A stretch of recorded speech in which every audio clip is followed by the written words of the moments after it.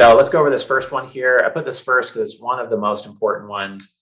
This is relevant to some real estate deals, private equity, many types of companies.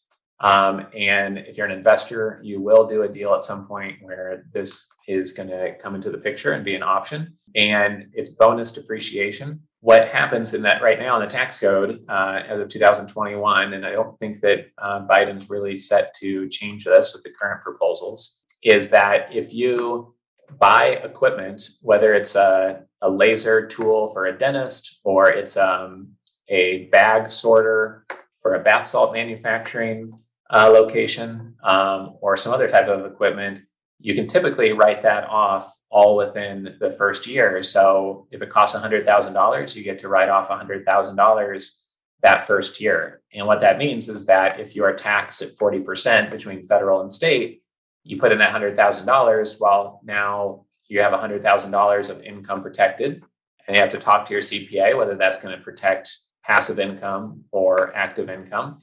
But you have that some of that protected, and let's say it's active income. Well, then essentially it's almost like you only put $60,000 in because you saved $40,000 that same year that you put the money in.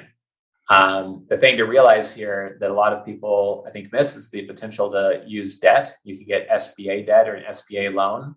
And let's say you make an investment for $1 million and it's all going into equipment, and you know that you've verified with a CPA or a tax expert or a tax attorney or two that you're going to get that negative K1 for $1 million. You're buying $1 million of equipment with that money. And if that's all structured correctly and you can use the depreciation, then that could save you potentially, it could create that $1 million loss that same year. And that means it could save you $400,000 and you're really only investing $600,000. But if you use debt, and let's say you got 80% debt on the asset, and you wouldn't want to do that unless you knew like this is a steady asset and it's really going to pay out, because otherwise you might be on the hook for that debt. But if it's a business that you run yourself or that you know very well, or if the numbers are smaller, so it's less scary to you, then basically you may just put down $200,000 and use that $1 million of debt to buy this equipment in the deal. You have $400,000 in potential write-off if you qualify for use of that write-off. And in other words, you saved $400,000. You paid $200,000. You essentially put $200,000 in your pocket today, this year, but you acquired this $1 million asset that may produce some income and pay for the pay down of that debt over time. So I hope that makes sense. But there's many businesses who have bonus depreciation as part of how they're helping them raise capital. I would also add that if you're leasing a property, I know that sometimes you can write off the tenant improvements on a leased property. So let's say you lease a restaurant and you outfit it with a kitchen for $400,000. You typically can bonus depreciate that kitchen equipment in that first year. And that can help with bringing in investors if they know they're going to get a very efficient tax treatment of it. I've seen this with water bottle filling stations in grocery stores. It's 100% equipment. So if somebody opens 10 of those, they might be buying $3 million worth of equipment that year. I've seen this with dental clinics, bath salt factory that we own part of, ATMs, because ATM is just pure equipment. So you could do this with a food truck or hot dog stand type thing. Although the write-off of an automobile, is typically, I think it's over 7 years. And I've seen it with hotel, resort, equipment. So basically, the main point of this slide is that a lot of businesses have a percentage of their balance sheet or of the asset value of their company in equipment. And if you can get a valid third-party kind of verified valuation of the value of that equipment, the higher that equipment value is in the purchase price of the property, or the more your dollars can go towards equipment and not just the general business, then the more potentially you might be able to structure something that's going to be tax efficient. So I just want to make sure that I gave many examples with this one so that it is relatively clear, straightforward, and that you see in how many different ways this could be applied to different deals that you might be doing over time. 529 plans are often known as college savings plans, but the whole point of providing you some details here today is to show that they're not just that. Many times states provide a small, maybe it's the first $3,000 you put into a 529 plan. If you put it into the state of Arizona one, you might save on your state income taxes for that amount you put in. And you do that typically to save for your kids going to school or grandkids going to school one day.